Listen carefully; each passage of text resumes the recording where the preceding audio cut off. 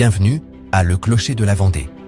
Si ce message touche vos cœurs, je vous encourage à aimer, vous abonner et partager pour qu'il atteigne plus d'âmes.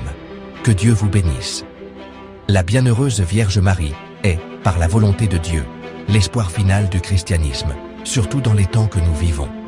Elle n'est pas un ornement de la foi.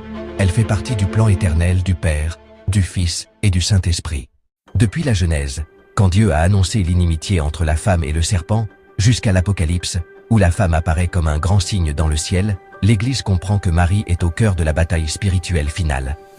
En elle, Dieu a placé une force mystérieuse capable de vaincre le mal non par la violence, mais par la pureté, l'humilité et l'obéissance parfaite.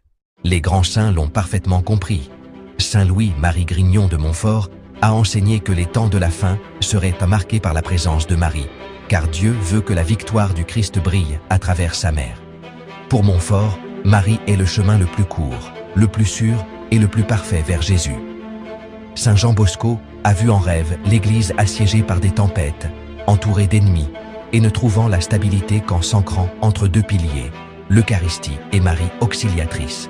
Dans ses visions du futur, Marie apparaît toujours comme guide et protectrice.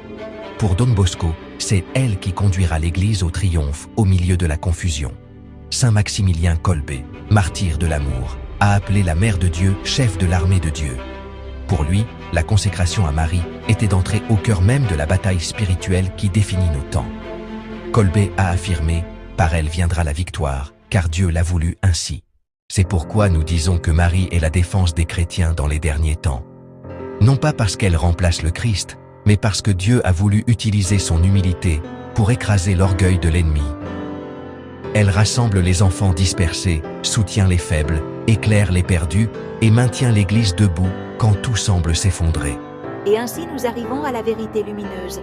Marie, secours des chrétiens, priez pour nous.